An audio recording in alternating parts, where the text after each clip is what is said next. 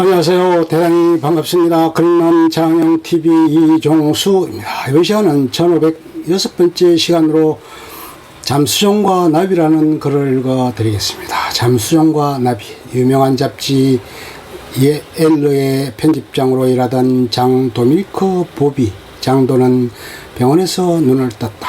깨어난 그에게 정신이 드냐면서 여기가 어딘지 알겠냐고 묻는 의사, 간호사 등에게 둘러싸여 있었다. 의사는 장도의 동공 반응을 살피며 의식이 있는지 확인을 했고 아이들의 이름 같은 걸 묻는 간단한 질문에 대답을 했지만 의사는 장도의 말을 듣지 못했다.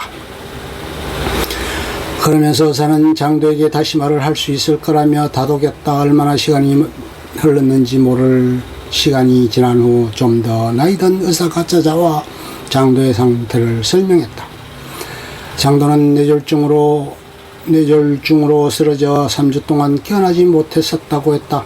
뛰어난 장도는 전신마비에 말을 할 수 없고 왼쪽 눈만 움직일 수 있는 상태라고 했다. 그러면서 그가 감금증후군이라는 희귀한 병에 걸려 원인도 치료법도 모른다고 말했다. 그렇게 장도는 하루아침에 자신의 몸에 갇혀버리고 만다.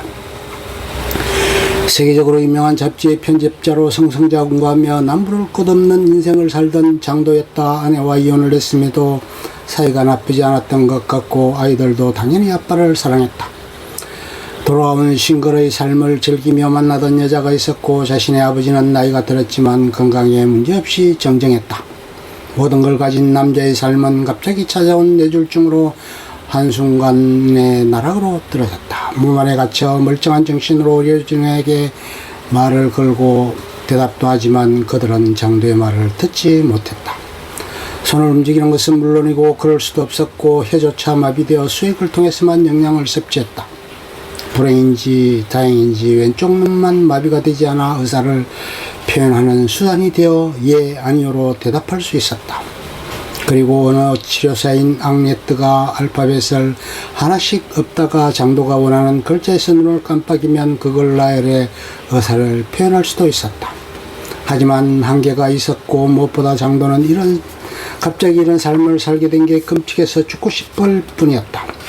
그에게 닥친 시련을 경험해보지 못해서 감히 공감한다고 말할 수는 없었지만 이해는 됐다. 그리고 죽고 싶다는 바람 역시 그럴 수 있다는 생각이 들었다. 인생이 완전히 뒤바뀌어서 회복될 기미조차 없고 의사표현도 하지 못하는 삶을 과연 살아있다고 말할 수 있는 건지 의문이 들었기 때문이다. 의식이 있고 자유롭게 사고할 수 있고 말도 할 수 있었지만 그건 본인 외에 다른 사람에게는 어렵게 닿았기 때문에 장도는 고립됐다고 할 수 있었다.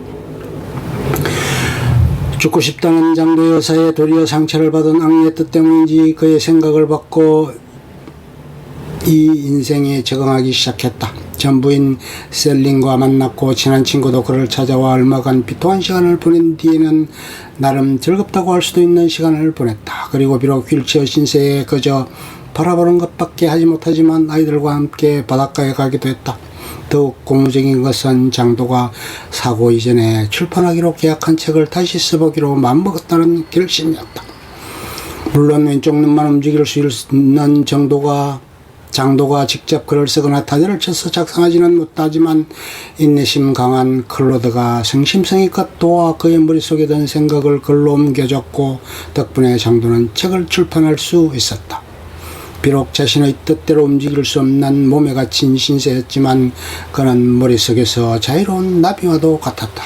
그에게 소중하게 남아있던 기억들을 되새기며 생각 속에 날아다니고 살아있을 수 있었다. 사랑하는 여자와 보내던 시간, 마지막으로 아버지에게 애정을 표현했던 순간, 그리고 자식들을 마음껏 안을 수 있었던 소중한 기억이 그를 자유롭게 했고 이 순간까지 살아있게 만들었다. 절망에 빠져 비관하고 세상 모든 것을 외면할 수도 있었지만 장도는 그 안에서 삶의 방향을 선택하고 그 누구보다 혼신의 힘을 다해 짧지만 자유로운 인생을 살았다. 인생이 때로는 우리를 걷잡을 수 없는 방향으로 이끌어도 의지로 가득 찬 삶은 시련을 이겨낼 수 있는 힘을 주기도 하는 것 같다. 이런 영화가 있다는 걸 알고는 있었고 원작의 존재도 알고 있었는데 실화라는 사실은 처음 알았다. 왼쪽 눈만 움직일 수 있는 상태로 살아가며 책까지 쓴 장 도미니크 보비의 굴복하지 않는 의지에 박수를 보내고 싶었다. 잠수정에 갇힌 나비가 되어 길지 않은 인생을 살았지만 사랑하는 사람들과 가족들에게 자신의 마음을 전하고 책을 출판하는 일까지 모두 마무리 짓고 눈을 감은 그의 명복을 빈다. 전신마비 환자의 시선으로 세상과 사람들을 바라볼 수 있었던 연출이 인상적이었다. 그리고 한쪽 눈만 움직일 수 있는 상황이었음에도 어떤 감정을 느끼고 있는지 너무나 잘 표현해줬던 배우 마티오 아말리거의 연기도 정말 좋았다. 끝. 좋으면 좋아요, 구독, 알림 설정 눌러주세요. 감사합니다.